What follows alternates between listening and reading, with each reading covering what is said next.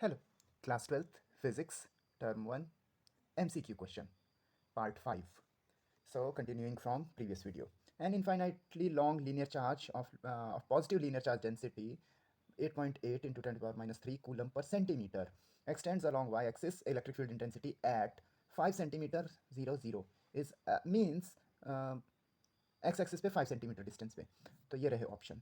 So for linear charge density we know कि जो electric field intensity का formula है it is E equal to K two lambda upon r. K means जो 1/4 naught होता है which is 9 into 10⁹. So value put कर देते हैं 9 इंटू 10⁹ इंटू 2 इंटू लेमडा की वैल्यू ये है and this lambda is 8.8 into 10⁻³ coulomb per centimetre. इस सेंटीमीटर को मीटर में चेंज करेंगे तो ये हो जाएगा 8.8 into 10⁻³ upon metre coulomb per metre और उसके अपॉन में 100 आ जाएगा. ये 100 ऊपर जाके मल्टीप्लाई हो जाएगा तो ये 10⁻⁻1 हो जाएगा तो 0.88 हो जाएगा. तो 2 इंटू 0.88 अपॉन आर और आर में है 5 सेंटीमीटर तो इसे मीटर में चेंज करेंगे 5 इंटू 10⁻². तो I am doing bit approximate calculation. आप कहेंगे क्वेश्चन भी खुद बना रखा है. ओके तो ये हो जाएगा 9 इंटू 2 इंटू 0.9 लगभग इंटू 10⁻11 हो जाएगा अपॉन में 5. 9 9 81 ऐसा हो जाएगा. 2 16 16.2 5 से डिवाइड करेंगे 3.2 समथिंग है. ये दो ऑप्शन है, इन दोनों में से क्या सही होगा. इंटू 10⁻11. चलो ये सही है. Now whether it is this और this what is the difference. So remember ये लीनियर चार्ज है, ऐसे वाई एक्सिस में है और एक्स एक्सिस पे कोई पॉइंट पे हमें इलेक्ट्रिक फील्ड इंटेंसिटी चाहिए and that's to it is positive charge. तो पॉजिटिव चार्ज है तो इससे इलेक्ट्रिक फील्ड इंटेंसिटी की डायरेक्शन पॉजिटिव एक्स एक्सिस में होगी यानी कि पॉजिटिव आई कैप यानी कि ये. तो B is the correct option. Next, a wire carries linear charge this much for each metre. तो indirectly it is linear charge density यानी कि 1 मीटर पे इतना है. तो यही लीनियर चार्ज डेंसिटी का कंसेप्ट भी है कि charge per unit length. Find distance perpendicular to the wire where electric field intensity is 13 newton per coulomb. तो इसी क्वेश्चन को दूसरे वे में किया जाएगा. इसमें डिस्टेंस निकालनी है तो are equal to K two lambda upon ई. के is 9 into 10⁻9 into 2 into lambda is this. कोई कहेगा ये चार्ज है लेकिन ईच मीटर और यही तो linear charge density. Linear charge density अगर निकाल रहे हो तो आप निकालोगे चार्ज अपॉन लेंथ. तो चार्ज ये हो गया और अपॉन लेंथ ईच मीटर. तो इस तरीके से निकालोगे. So it is 2.6 into 10⁻⁸ and upon electric field intensity is 13 13 to the 26 और ये हो जाएगा 0.4 3.6 3.6 इंटू 10 की ए की पावर बचेगी so it will be 36 metre. Okay, so next, an infinitely large charge sheet has surface charge density.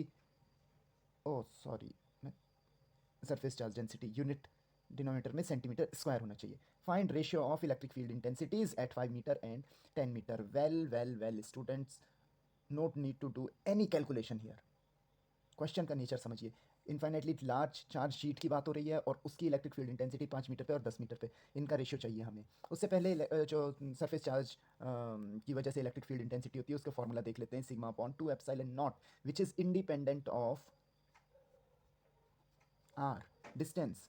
तो यानी कि 5 मीटर पे भी इतना ही वैल्यू होगी और 10 मीटर पे भी इतना ही वैल्यू होगी. यानी कि जब दोनों का रेशियो निकालेंगे तो it will B 1:1. So that's all. फिर भी मैं जरा अगर बाई चांस ये ऐसा नहीं होता, ये पूछा जाता 5 पे कितना होगा 10 पे कितना होगा या सिंपली हाँ कुछ भी पूछ लिया जाता कहीं भी क्योंकि हर जगह तो उसका सेम इलेक्ट्रिक फील्ड इंटेंसिटी होगा दिस वन. तो इसमें हमें ये सिग्मा चेंज करना पड़ता. तो सिग्मा जो दे रखा है it is 5 micro coulomb upon centimetre 1 centimetre square of course.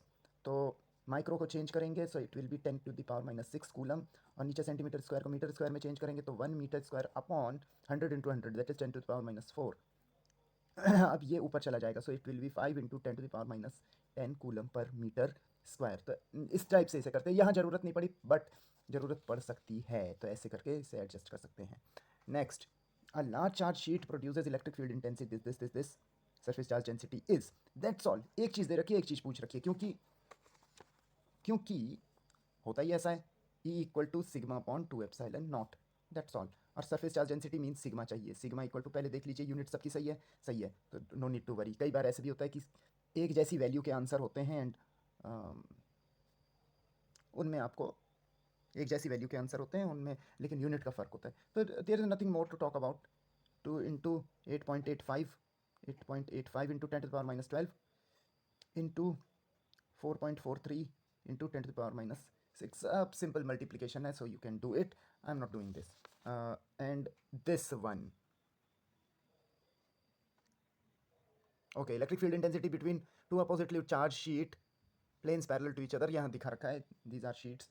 एक पे सिग्मा 1 सरफेस चार्ज डेंसिटी है, एक पे minus sigma 2 surface charge density, and there are 3 regions 1 2 3। तो पहले ऑप्शन में दे रखा है कि फर्स्ट रीजन में इलेक्ट्रिक फील्ड इंटेंसिटी इतनी होगी, तो इनमें से कोई एक करेक्ट है। फर्स्ट में इतनी होगी, थर्ड में इतनी होगी, सेकंड में, ये दो ऑप्शन दे रखे हैं। तो देखिए, फर्स्ट रीजन में इतनी नहीं होगी, क्योंकि इसकी वजह से इलेक्ट्रिक फील्ड इंटेंसिटी इधर के लिए बन रही है, और इस नेगेटिव की वजह से ऐसे करके इसकी तरफ आएगी, तो आएगी तो इधर से भी होके आएगी।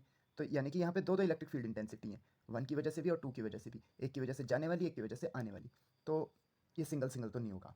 And in the same way in third region, तो ऐसे सिंगल सिंगल तो होगा नहीं, ये 2 की वजह से आ रही है और 1 की वजह से जा रही है, तो ये भी अपोजिट होगा, तो यहाँ भी सिंगल सिंगल तो होगा नहीं, कुछ सब्ट्रैक्शन में आएगा। अब रीजन टू को टेस्ट करेंगे, इन दोनों में से एक आंसर आ जाएगा, तो रीजन 2 को टेस्ट करते हैं।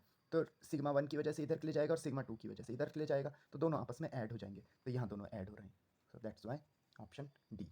और वैसे भी थोड़ा सा और डिटेल में इसे कर लेते हैं।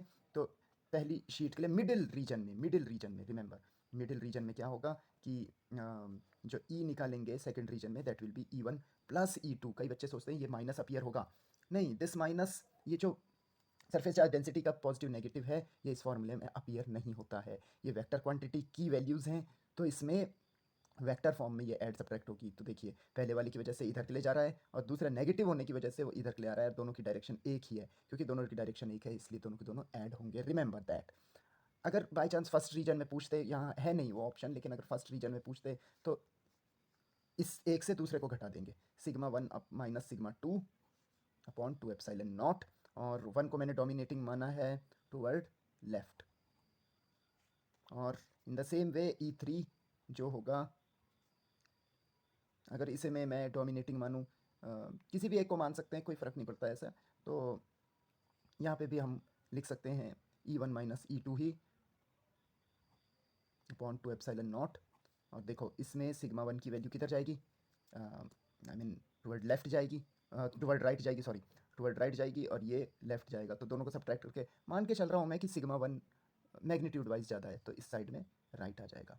खैर, ये क्वेश्चन का पार्ट नहीं था, बट अगर बाई चांस होता तब इसे इस टाइप से करते। सो